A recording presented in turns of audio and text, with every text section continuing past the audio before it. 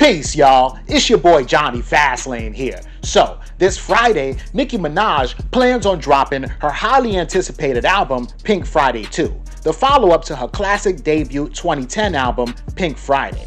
Nicki Minaj has gone on record to say that this album is beyond anything she could have imagined. I wonder what that means. Could she have a surprise feature on the album? Could it be Remy Ma? Recently, Remy Ma mentioned Nicki Minaj's song, Big Difference, in a tweet. Big Rim, Big Bronx, Big Difference. While Nicki Minaj quoted Remy Ma's lyrics from her song Miss Martin.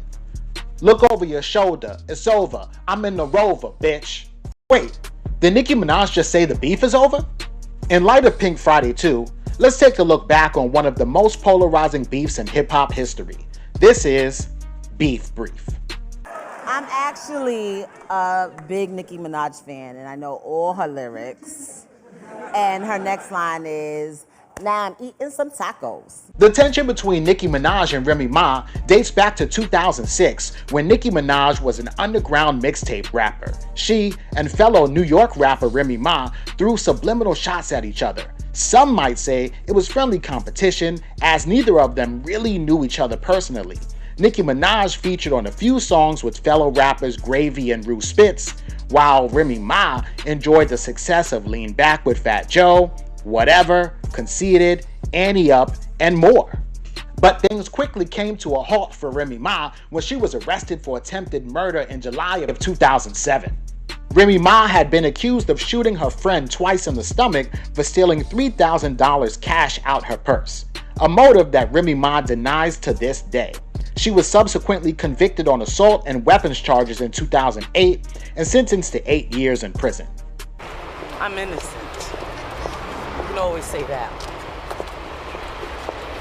In Remy Ma's absence, Nicki Minaj was able to secure Waka Flocka's mom as her manager, and then she moved to Atlanta.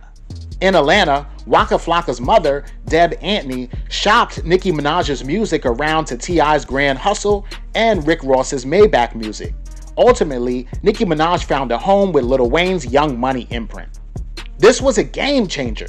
Overnight, Nicki Minaj became one of the only female rappers signed to a major record label, which means that she was the first in line when it came to collabs. All of a sudden, Nicki Minaj was being called by A-list artists to feature on their projects. 5-Star Chick with Yo Gotti, Monster with Kanye West and Jay-Z, Bottoms Up with Trey Songz. She was getting $50K for a verse, no album out. Nicki Minaj had the female rap lane all to herself just the way she liked it. During this time, there were rumors and speculation that Nicki Minaj used her influence to ensure other female rappers like Azealia Banks and Lil Mama were put on ice. Whether there's some truth to these rumors or not, what's known for sure is that Nicki Minaj had virtually zero competition, allowing her to ascend to the Mount Rushmore of hip-hop. I'm a bad bitch. I'm a cunt. In 2014, Remy Ma was released from prison after serving 6 years out of her 8-year sentence. She immediately got back into the studio, joined Love and Hip Hop Season 6, and dropped a new album with Fat Joe called Planta o Plomo. Planta o Plomo featured the smash single All the Way Up, which is still one of Remy Ma's most popular tracks to this day.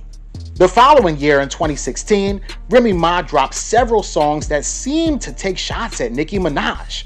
But when asked on The Breakfast Club, Remy Ma specifically said if she had beef with any rapper that she would just say their name. Nicki Minaj did not believe her. She took that as a direct attack, and she started throwing subliminal disses at Remy Ma on Swalla and on the Gucci Mane assisted track Make Love in February of 2017. Once Remy Ma heard Make Love, she dropped Sheether in 48 hours. Sheether was Remy's take on Ether, where Nas famously dissed Jay-Z.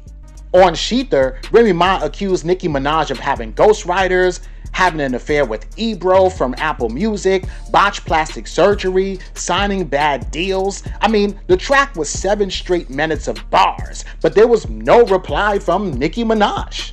So Remy Ma dropped a second diss track attempting to channel Drake's back-to-back. Though it took a minute, Nicki Minaj eventually responded with No Frauds featuring Lil Wayne and Drake.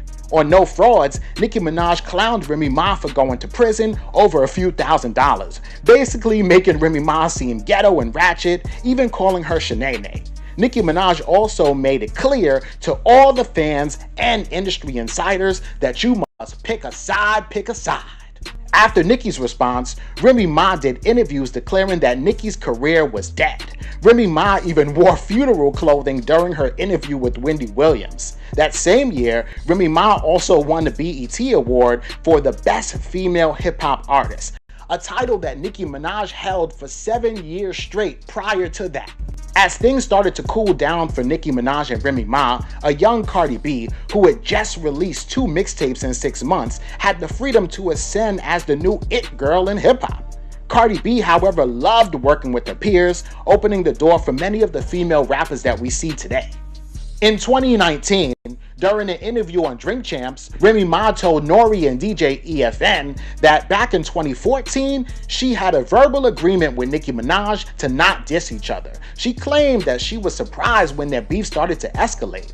Nicki Minaj responded to the interview by jumping in the comments on the Shade Room's Instagram, and she said her and Remy had no such conversation. In November of 2023, Nicki Minaj quoted one of Remy Ma's lyrics from Miss Martin. Remy Ma responded by quoting Nicki Minaj's lyrics from Big Difference. Both rappers seem to have put the beef behind them, as Nicki Minaj gets ready for Pink Friday 2. Do you think Remy Ma will make a guest appearance? Let me know what you think in the comments. Don't forget to like, comment, and subscribe. Once again, I'm Jonny Fastlane. Peace.